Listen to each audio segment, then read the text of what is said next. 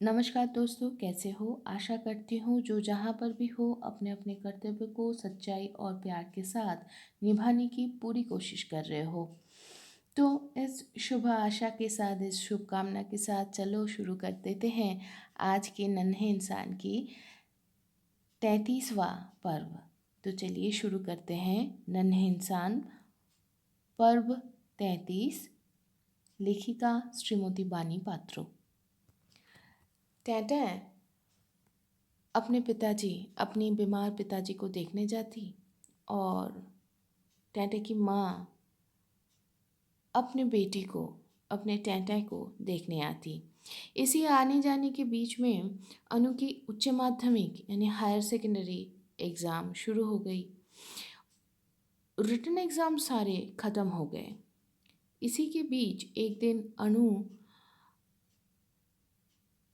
की दादी यानी टैटे की माँ किसी एक काम से अनु लोगों के पास आई थी।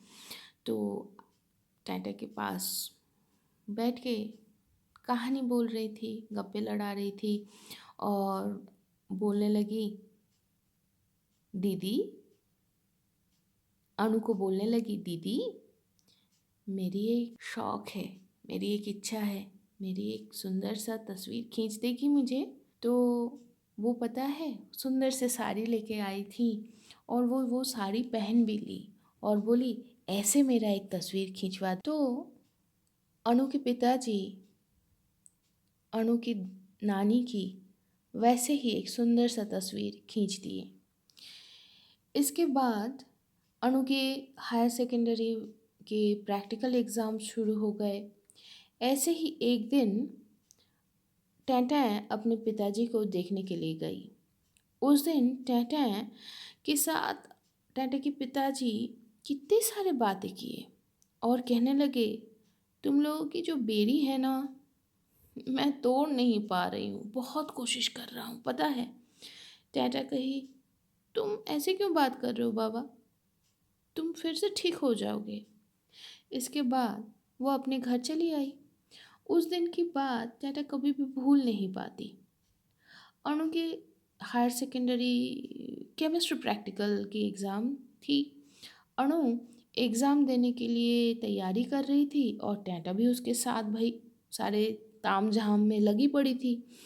तो अनु के पिताजी सुबह सुबह ही उस दिन दूध लेने के लिए चले गए।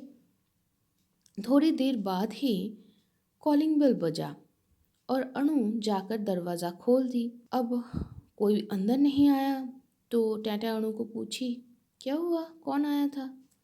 अनु बोली, बाबा आए थे। और टैंटा बोले, ठीक है, तो क्या हुआ? तो तब अनु टैंटा को जो खबर दी वो बोलने आज आप लोगों को बोलते हुए टैंटा की ज़बान लड़खड़ा रही है।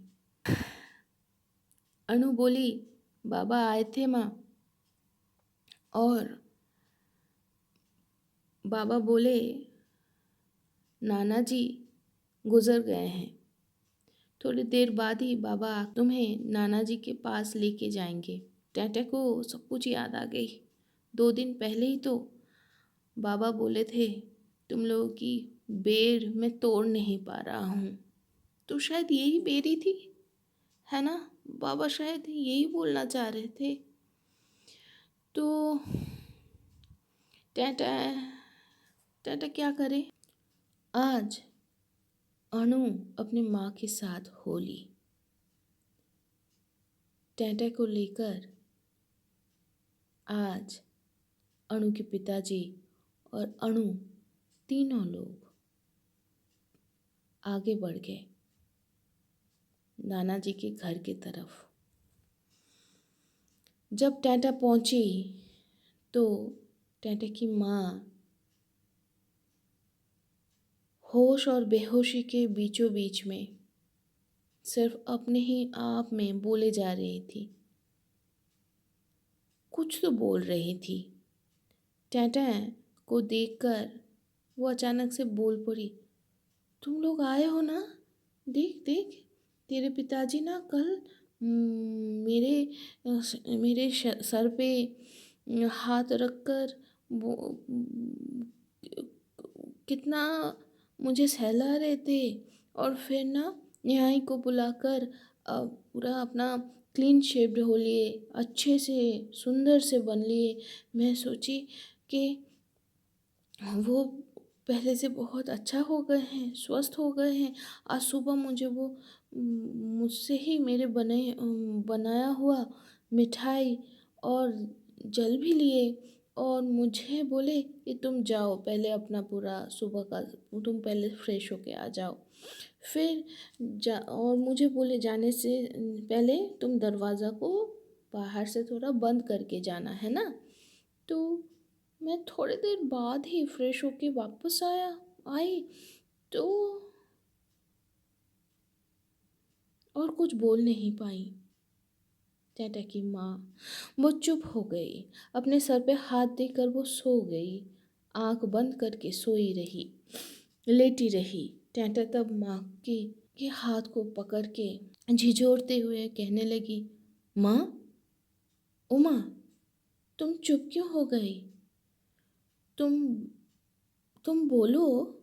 तो तब टाटा की माँ फिर से बोलने लगी, मैं दरवाज़ा खोल के देखी, तेरे पिताजी तेरे दादाजी और दादी के फोटो के नीचे आ गए हैं और कैसे सख्त हो गए हैं, पता है, एकदम सख्त हो गए थे।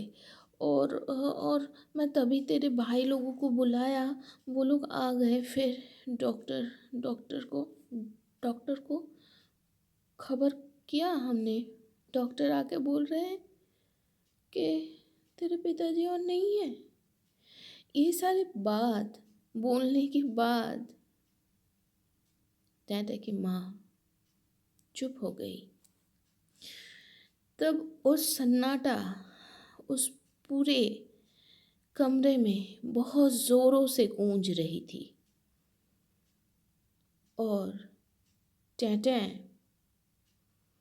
अपने ही मन के अंतस्थल पे देख पाई कुछ शब्द टाटा के सामने खुद से उभर रहे हैं।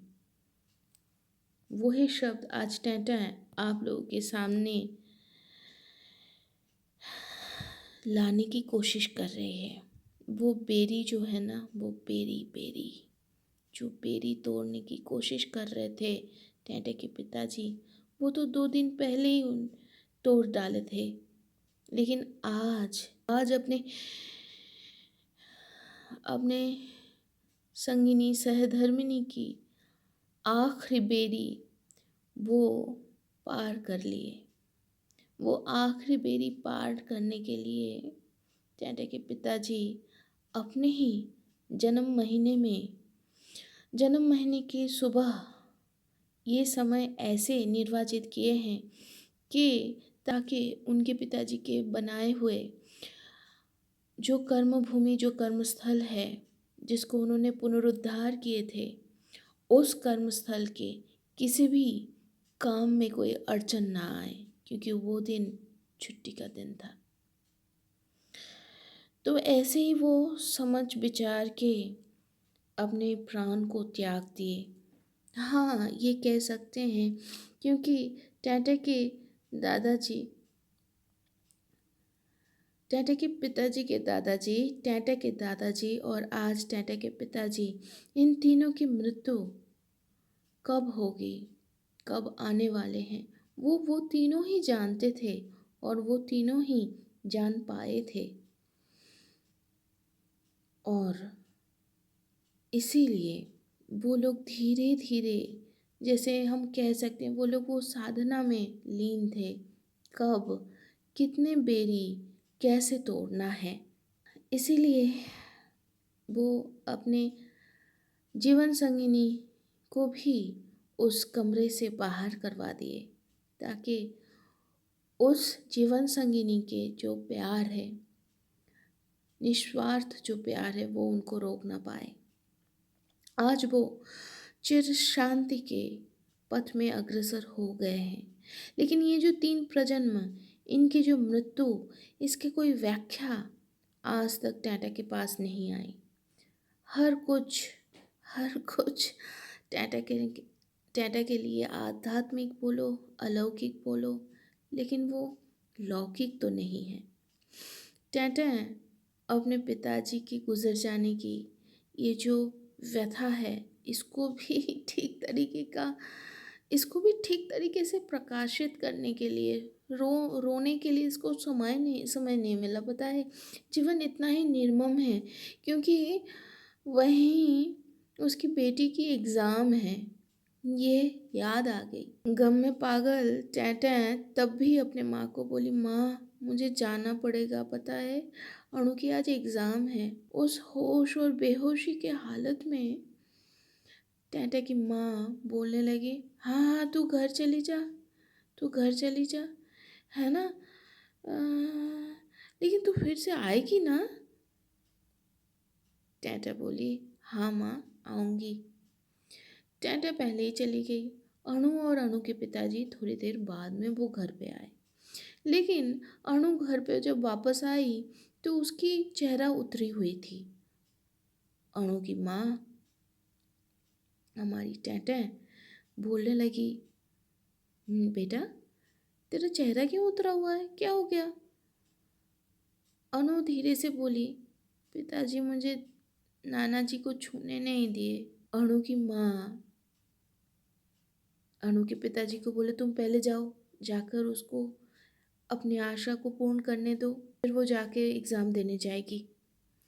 तो अनु के पिताजी उसको लेके गए, और फिर थोड़ी देर बाद वो लोग वापस आ गए। इस बीच में अनु की माँ, यहाँ पर जो काम कर रही है वो अनु की माँ है, यहाँ पर वो टैटा नहीं थी। टैटा होती तो अपने पिताजी की गुजर जाने की गम से वो आज गिर जाती, आज वो रोती, लेकिन अभी जो काम करे जा रही है वो अणु की माँ है। अणु की माँ अणु के एग्ज़ाम के लिए उसको कुछ खाना खिलाना है, कुछ करना है, ये सारे नियमबद्ध तरीके से वो करने लगी। और फिर जब वो अणु को रवाना कर दी अणु के पिताजी के साथ एग्ज़ाम सेंटर की तरफ, उसके बाद टैटै वापस आई। उसके बाद टैटै सोचने लगी कि पिताजी कुछ दिन पहले ही उससे भविष्य एक शुद्ध सात्विक आहार खाने के लिए उसके सामने अपनी ख्वाहिश रखे थे। लेकिन बांग्ला में एक बात बोलूं, ये किसी के माता या पिता के वियोग में या अपने जनों के वियोग में जो श्राद्ध होता है, श्राद्ध से पहले जो एक निष्ठा, नियम निष्ठा के साथ वो जो खाया जाता है, उसको कहा जाता है हविष्य, जो कहीं ना कहीं बहुत शुद्धाचार से बनाया जाता है। तो टैटा डर गई थी। वो अपने ही बातों में अपने पिताजी को उलझाने की कोशिश करती रही। बोली, बाबा मुझे तो नहीं पता, आप और किसी को बोल दो। लेकिन टैटा के पिताजी बोले, नहीं मैं तेरे ही हाथों से सिर्फ खाऊंगा। लेकिन टैटा बनाई नहीं। वो बोली, मुझे बनाना नहीं आता। तो इसके बाद टैटा के पिताजी फिर कभी उसके सामने इस बात को छेड़े नहीं। लेकिन आज आज टैटा को सब कुछ याद आने लगी। आज वो सोचने लगी, और शायद ये सारी चीज़ें सोचते सोचते टैटा रोना शुरू कर दी, अश्रु बहने लगे। लेकिन जीवन बहुत ही निर्मम है। अचानक से फिर से डोरबेल बजी। आंखों के आंसू, आंखों की जो जल है वो पोंछ कर जितना हो सके वो स्वाभाविक होकर दरवाज़ा खोलने चली गई। खोलते ही देखी कि अनु के पिताजी वापस आ गए हैं। इसके बाद टैटा और अनु के पिताजी दोनों मिलके फिर से टैटा के पिताजी के घर चले गए। वहाँ पर जाके देखे कि बहुत सारे आत्मीय परिजन नहीं आए थे, लेकिन बड़ी दीदी की जो सासू माँ हैं वो पहुँच गई थी, और वो आकर टैटा को बोले, तू अपने पिताजी को ना चंदन से सुंदर से सजा दे और उनके दोनों आँखों के ऊपर तुलसी जी के पत्ते डाल दे।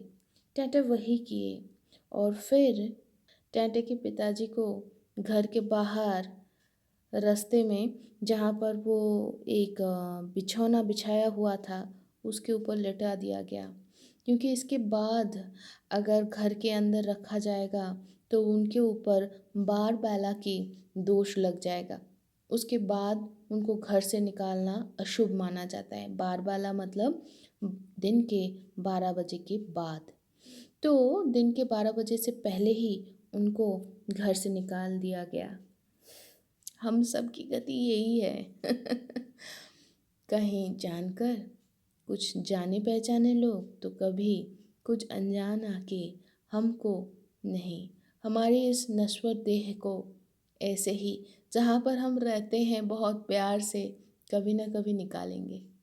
कभी ना कभी इस नश्वर देह का भी अंत है। कहीं पर कोई रिप्लांटेशन होंगे, तो कहीं पर ये राख होगा, तो कहीं पर ये मिट्टी में मिल जाएगा। जैसे भी गति जैसे भी गति हो इस देह का, लेकिन ये आत्मा जो आने वाले पीढ़ियों को जो सिखा जाता है, मैं आग्रह करूँगी कि वही सीख हम लोग के जीवन में उन सारे जीवात्माओं के ये जो लीला है, इस जन्म की जो लीला है, उसको ख़त्म करते हुए हमें स्थिरता दे। हम उसमें ज़्यादा विचलित ना हो। प्यार तो ज़रूर रहेगा, मोह तो ज़रूर होगा, लेकिन हमको वो वियोग, वो बिच्छू, हम लोग वो वियोग झेलने की क्षमता दे। तो दोस्तों, आज की कहानी तो यहाँ तक ही समाप्त हुई। आज की ये कहानी बहुत ही मर्म भेदी थी। तो आशा करूँगी सारे लोग अच्छे से रहेंगे, खुश रहेंगे। शुभ मस्तु।